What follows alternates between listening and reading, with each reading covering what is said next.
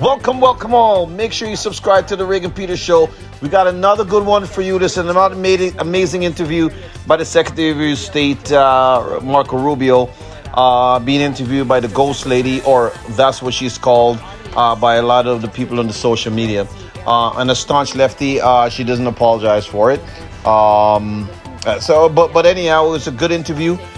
He took her down like he usually does, the lefties, and it's a good watch. So make sure you watch Face the Nation by CBS. To it this morning with Secretary of State Marco Rubio, who joins us from Miami, Florida. Mr. Secretary, for our audience, just to explain, this Red Sea area is a really important transit point for global shipping. The Houthis out of Yemen have been disrupting transit there for some time. President Trump cited these concerns when he announced the strikes. I'm wondering, how long will this campaign last, and will it involve ground forces? Well, first of all, the problem here is that this is a very important shipping lane, and in the last year and a half, the last 18 months, the Houthis have struck or attacked 174 naval vessels of the United States, attacking the U.S. Navy directly 174 times, and 145 times they've attacked commercial shipping. So we basically have a band of pirates, with guided precision anti-ship weaponry, and exacting a toll system in one of the most important shipping lanes in the world. That's just not sustainable. We are not going to have these people controlling which ships can go through and which ones cannot. And so your question is, how long will this go on? It will go on until they no longer have the capability to do that.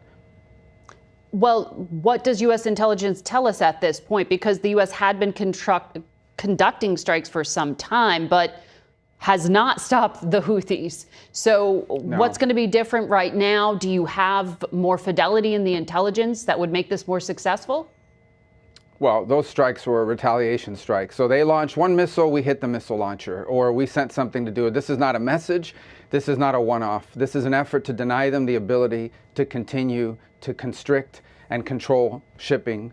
And it's just not going to happen. We're not going to have these guys, these people with weapons able to tell us where our ships can go, where the ships of all the world can go, by the way. It's not just the U.S. We're doing the world a favor. Yeah. We're doing the entire world a favor by getting rid of these guys and their ability to strike global shipping. That's the mission here, and it will continue until that's carried out. That never happened before. The Biden administration didn't do that. All the Biden administration would do is they would respond to an attack. These guys would launch one rocket, we'd hit the rocket launcher. That's it. This is an effort to take away their ability to control global shipping in that part of the world. That's just not going to happen anymore. And this will continue until that's finished. It could involve ground raids? Well, those are military decisions to be made, but I've heard no talk of ground raids. I don't think there's a necessity for it right now. I can tell you that as of last night, some of the key people involved in those missile launches are no longer with us. And I can tell you that some of the facilities that they used are no longer existing. And that will continue. Look, it's bottom line, easy way to understand it, okay? These guys are able to control what ships can go through there. They've attacked the U.S. Navy 174 times. Yeah. They've attacked the United States Navy. We're not going to have people sitting around with the missiles attacking the U.S. Navy. It's not going to happen, not under President Trump. The president also referenced Iran in his statement. Iran provides some support for the Houthis, as you know. Put this in context for me, because U.S. intelligence has been suggesting for some time that Israel has the desire and intent to conduct an attack on Iran's developing nuclear program in the coming months. President Trump has extended an offer for negotiations. Have you heard anything back from Iran? Is this strike in Yemen a signal to Iran? This strike in Yemen is about their ability, the ability of the Houthis to strike global shipping and attack the U.S. Navy, and their willingness to do it. 174 times against the U.S. Navy, 145 sometimes against global shipping. That's what the strike is about. What we can't ignore, and the reason why the president mentioned Iran, is because the Iranians have supported the Houthis. They provided them intelligence, they provided them guidance, they provided them weaponry. I mean, there's no way the Houthis, the Houthis would have the ability to do this kind of thing unless they had support from Iran. And so this was a message to Iran. Don't keep supporting them, because then you will also be responsible for what they are doing in attacking Navy ships, in attacking global shipping. They also get support from Russia, potentially, which you leverage sanctions in regard to. But I want to ask you about tariffs, because you were just in Canada this past week. China is Canada's second biggest export market, Mexico's third. In this ongoing trade back and forth the U.S. is having, isn't there a risk that China will ultimately be the winner? If it's too costly to deal with the United States, won't they benefit? Well, actually, China and Canada are involved in a mini trade war right now. In fact, the Chinese have imposed a bunch of tariffs, reciprocal or retaliatory tariffs on Canada after Canada imposed tariffs on them. So here's the way everyone needs to understand this, okay? The president rightfully believes that the balance of global trade is completely off kilter. For 30 or 40 years, we have allowed countries to treat us unfairly in global trade, much of it during the Cold War because we wanted them to be rich and prosperous because they were our allies in the Cold War. But now that has to change. You look at the European Union. The European Union's economy is about the same size as ours. It's not a low-wage economy. It's very comparable to ours in terms of its composition and so forth. Why do they have a trade surplus with us? So what the president is saying is two things. Number one, there are critical industries like aluminum, like steel, like semiconductors, like automobile manufacturing that he rightfully believes, President Trump rightfully believes, the U.S. needs to have a domestic capability. And the way you protect those industries and build that capability is by ensuring that there's economic incentives to produce in the United States. The second is global, and that is we are going to put tariffs on countries reciprocal to what they impose on us. And so this is a global. It's not against Canada. It's not against Mexico. It's not against the EU. It's everybody. And then from that new baseline of fairness and reciprocity, we will engage potentially in bilateral negotiations with countries around the world on new trade arrangements that make sense for both sides. Fairness. But right now it's not fair. We're going to reset the baseline, and then we can enter into these bilateral agreements potentially with countries so that our trade is fair. What's not going to continue is, of course, these countries. So this is all just about leverage to get bilateral, not North American free trade deals renegotiation. No, it's not leverage. It's fairness. It's resetting baseline fairness, and then from there we can work on deals and so forth, because they'll have products we don't make, we have products they don't make. That's where trade works the best. It has to be free, but it has to be fair. And right now it's only free on one side, and it's not fair for the other side. Well, it's an unsustainable position. The ad hoc nature of these policy announcements and pullbacks are causing concern in the marketplace, as we saw this past week.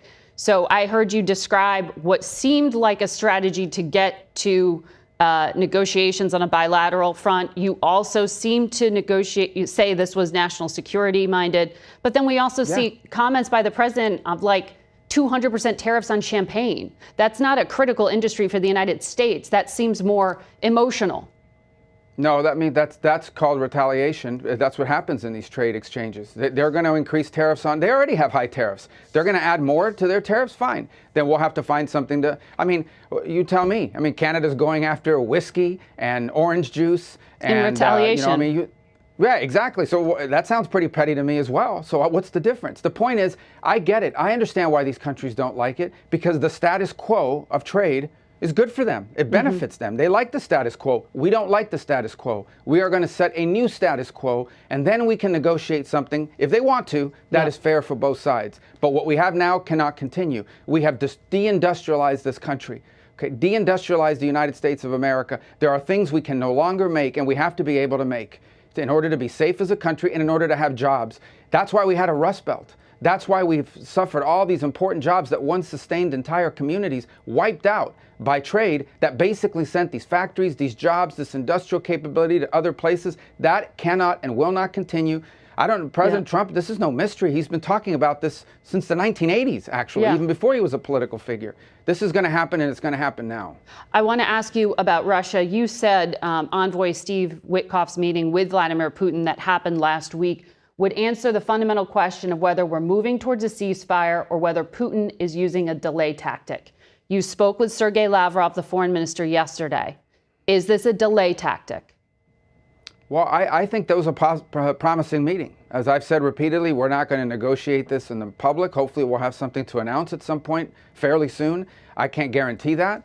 But I certainly think the meeting was promising, the exchange was promising. I don't take away from Steve's meeting, from Ambassador Witkoff's meeting, negativity. There are some challenges. This is a complex 3-year war that's been ongoing along a very long military front with a lot of complexity to it. So no one's claiming that it's easy, but I want everyone to understand here's the plan. Plan A is get the shooting to stop so that we can move to Plan B, phase 2, which is have everybody at a table, maybe with some shuttle diplomacy, to figure out a way to permanently end this war in a way that's enduring and it respects everybody's needs and so forth. No one is saying that that second part is easy, but we can't get even to that second part until we get past the first part. It's hard to negotiate an enduring end to a war as long as they're shooting at each other. And so the president wants a ceasefire, and that's what we're working on. Assuming we can get that done, and that won't be easy in and of itself, we move to the second phase, which is negotiating something more enduring and permanent. That will be hard. It will involve a lot of hard work, concessions from both sides, but it has to happen. This war cannot continue. The president has been clear about that, and he's doing everything he can to bring it to an end. Okay. We'll talk about that later in the program as well with Envoy Witkoff. I want to ask you about a decision you made to revoke a student visa for someone at Columbia University this past week.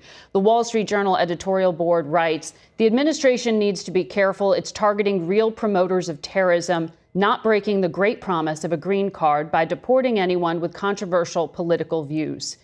Can you substantiate any form of material support for terrorism, specifically to Hamas, from this Columbia student, or was it simply that he was espousing a controversial political point of view? Well, not just the student. We're going to do more. In fact, every day now we're approving visa revocations, and if that visa led to a green card, the green card process as well. And here's why. It's very simple.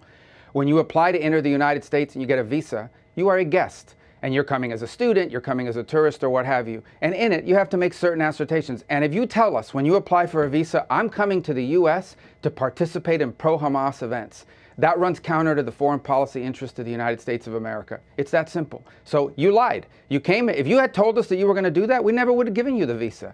Now you're here. Now you do it. So you lied to us. You're out. It's that simple. But it's that straightforward. Is there any evidence of a link to terrorism, or is it just his point of view? Yeah, they take over. I mean, you should watch the news. These guys take over entire buildings. They vandalize colleges. Intensely. They shut down colleges. I'm asking about the specific justification for the revocation of his visa.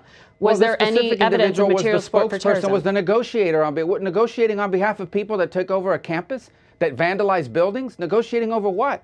That's a crime in and of itself, that they're involved in being the negotiator, the spokesperson, this, that, the other. We don't want it. We don't need these people in our country. We never should have allowed them in the first place. If he had told us, I'm going over there and I'm going over there to become the spokesperson and one of the leaders of a movement that's going to turn one of your allegedly elite colleges upside down, people can't even go to school, library buildings being vandalized, we never would have let him in. We never would have let him in to begin with.